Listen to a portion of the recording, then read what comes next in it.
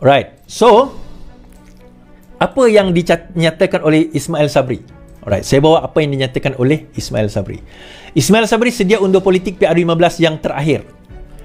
Datuk Seri Ismail Sabri mengumumkan beliau sedia berundur daripada arus perdana politik untuk berehat, terutama apabila rancangan beliau sebelum ini untuk berbuat demikian selepas berakhir PR14 belum terlaksana.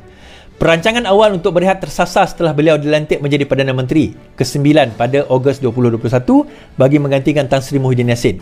Saya ada merancang jika menang PR14 saya akan terus jadi menteri. Lepas itu berhenti dan jadi senator. Tamat perkhidmatan senator saya akan terus berhenti, iaitu bersara dari politik, katanya dalam pertemuan. Dengan masalah dalaman UMNO susulan prestasi buruk pada PR15, ahli Parlimen Berat itu dilihat seperti tidak sehaluan dengan kepimpinan tertinggi parti berkenaan. PRU pada 19 November lalu adalah yang terakhir disertainya. Sebenarnya saya merancang untuk berehat setelah PR14 namun ditakdirkan menjadi Perdana Menteri. Kata Presiden Yang dilantik jawatan tertinggi berkenaan selepas hanya 42 hari menjadi timbalan Perdana Menteri. Mengulas perkembangan dalam UMNO, Ismail Sabri mengakui parti makin hilang sokongan berikutan kekalahan pada 2 PRU berturut-turut. Tindakan membuang satu pasukan untuk mengekalkan satu lagi pasukan hanya menimbulkan pergolakan. Akhirnya, semakin kurang penyokong. Ini yang saya bimbangkan mengenai masa depan UMNO. Ahli baru yang hendak masuk atau sertai UMNO pun kurang. Yang ada pula keluar. Mungkin keadaan sekarang dikatakan aman kerana tiada lagi kaki melawan, tetapi sokongan semakin hilang, katanya. Betul ke yang tak ada kaki melawan kan? Beliau merujuk kepada keputusan MKT memecat beberapa pimpinan selepas PR15 kerana dikatakan melanggar peraturan dan keputusan parti. Manakala beberapa kali lain pula digantung keahlian. Sebelum PR15, antara nama besar yang dipecat adalah Tan Sri Anwar Musa dan juga Syahidan Kasim. Itu yang kita ketahui lah. Okey, saya nak bagi tahu kenyataan daripada Ismail Sabri sendiri dan boleh dilihat dalam ucapan beliau di dalam YouTube. Kalau siapa yang rajin boleh cari berkenaan perkara tersebut. Saya share sedikit saja supaya tuan-tuan boleh tengok sendiri. Bagi saya berpandangan secara peribadi, seperti saya kata tadi lah, mereka ini mengkritik parti secara terbuka, yang pertama. Yang kedua, mereka mungkin merupakan threat ataupun cabaran kepada mereka. Okey, bila dia kata mereka tu, dia merujuk kepada golongan yang mengkritik parti daripada Anwar Musa, daripada KJ, daripada Syahidan Kasim, daripada Noh Omar, daripada Tajuddin Rahman dan sebagainya. So bila disebut mereka itu yang dimasukkan oleh Ismail Sabri. Ya, kalau kita lihat mereka yang dikeluarkan bukan daripada grup mereka. Biarlah kita betul terang, konon-kononnya tidak ada dari segi bahasa klisenya, bahasa yang seronok didengar adalah tidak ada grup kumpulan di dalam parti. Yang ada hanya kumpulan UMNO sahaja. Itu klise lah. Itu sengaja nak kataan yang nak menyedakkan hati lah. Tapi sebenarnya macam kita kata itu, bahawa sebenarnya itu klise. Memang betul apa dia kata lah, bahawa tidak ada istilah alah nak sedarkan hati lah apa sebagainya. Sebenarnya tak ada. Betul Ismail Sabri kata, macam mana juga yang saya kata tempoh hari, sebenarnya ada kumpulan tersebut. Tak boleh kita nafikan memang ada grup juga dalam parti. Ada tim. Daripada dulu orang bercakap tim A, tim B, kluster sana, kluster sini. Jadi perkara tu ada. Dan kalau kita lihat, yang kena ambil tindakan adalah kluster yang dianggap tidak di dalam kumpulan presiden. Jadi bagi saya tujuannya adalah untuk menyekat mereka sebelum pertandingan. Kenapa terlalu urgent untuk pecat mereka, untuk gantung mereka? Kenapa tak tunggu lagi? Kalau jawatan kuasa disiplin mungkin 4 bulan, 5 bulan, sedangkan pertandingan akan berlaku bulan 3 di peringkat tertinggi parti. Jadi kalau mereka tak dipecat, mereka akan menawarkan diri. Saya tahu KJ contoh, dia akan menawarkan diri sebagai naib presiden. Jadi ada yang nak menawarkan diri sebagai presiden atau timbalan presiden. Tapi perkara ini tidak berlaku. Jadi sebelum pertandingan berlaku, beberapa orang telah pun digugurkan. Sebelum pertandingan berlaku, memang kita tahu macam yang Ismail Sabri sebut tadi kan, Datuk Ismail Sabri sebut bahawa kalau sekiranya dibiarkan, tidak dipecat, tidak digantung dengan serta-merta tanpa melalui lembaga disiplin parti, Kan? Dia akan mengambil masa 6 bulan.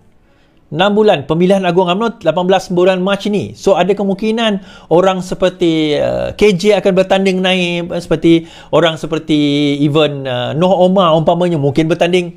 Kalau tak jawatan presiden pun timbalan presiden. Akan ada pertandingan terutama yang menggugat. Dia macam ni tuan-tuan. Walaupun Zahid boleh jadi presiden, siapa mengatakan bahawa timbalan dan juga ke bawah tu tidak boleh dikuasai oleh mereka yang anti Zahid, anti orang-orang Zahid? Tidak ada yang mengatakan demikian. Dan kita kena faham bahawa kesetiaan UMNO ini, bukan kata semua, kesetiaan UMNO ini, mereka, walaupun kita katalah macam mana sekalipun, kesetiaan mereka tetap kepada parti. Bila saya dengar ucapan daripada Ismail Sabri tadi, saya jelas, saya tahu, ini orang parti. Bukan saya kata Zahid bukan orang parti, Zahid pun orang parti. Dan dia pun buat atas kepentingan dia untuk membawa parti itu jauh ke hadapan juga. Tetapi dalam masa yang sama, dia juga ada kepentingan peribadi dia sendiri. Sebab itu bila YB Hassan Karim kata bahawa Zahid akan menjadi liability kepada Anwar Ibrahim, ada kemungkinan juga sebenarnya. Itu akan banyak persoalan yang kita nak bawa dan dia kena jawab. Ini kita tak boleh nafikan. Benda tu tak boleh kita nak sembunyikan di bawah batu sebenarnya. Dia bukan masalah Anwar Ibrahim itu. Dia persoalan kepada Zahid itu sendiri. Dan Anwar Ibrahim dia tidak ada pilihan. Dia bukan masalah Zahid itu bekas kawan Anwar, berada dalam ABIM dahulu dan sebagainya. Itu bukan persoalan dia. Persoalannya adalah dia memegang jawatan presiden tatkala Datuk Seri Anwar Ibrahim menjadi Perdana Menteri. Dan tanpa sokongan daripada UMNO dan Presiden Parti dan MKT, maka kerajaan tidak boleh dibentuk. So, kita kena potong bahawa Anwar Ibrahim tak boleh tidak. Dia kena.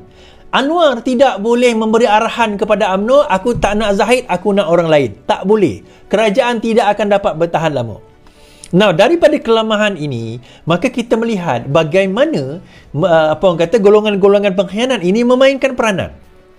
Dia memainkan peranan untuk nak supaya kerajaan, sebab dia tahu cara lain tak boleh.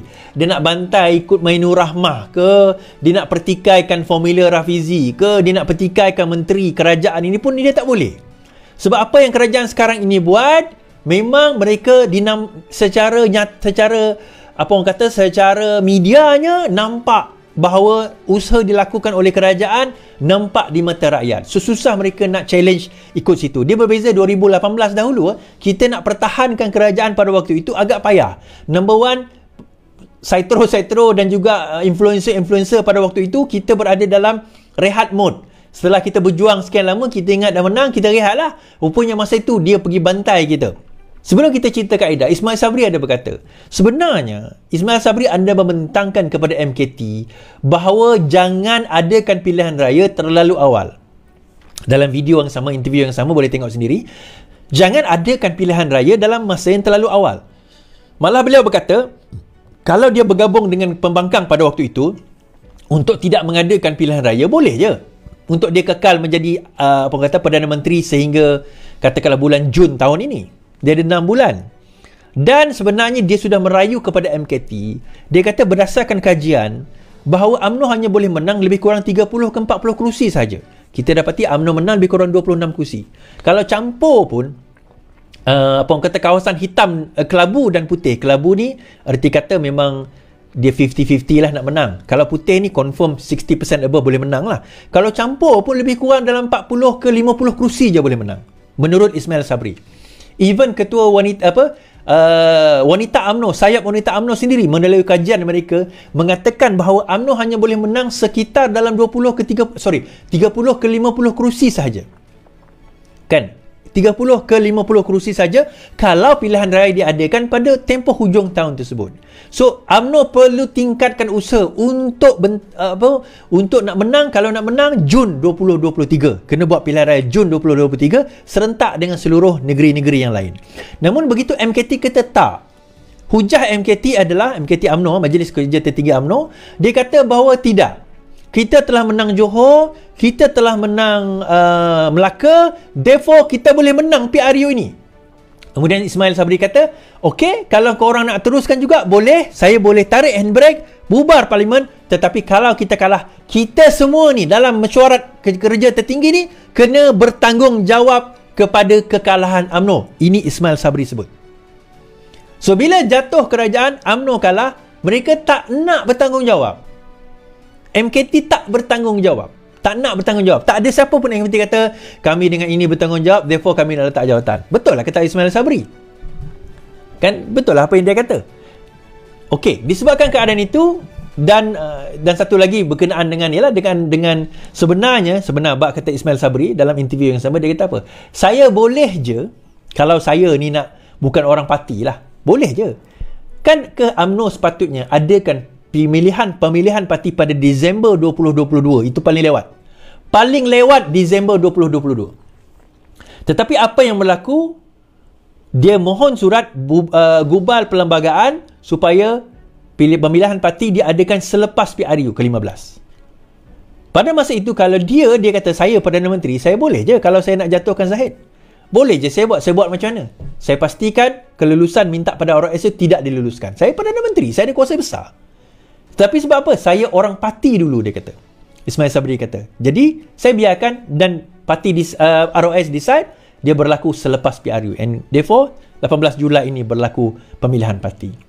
Now,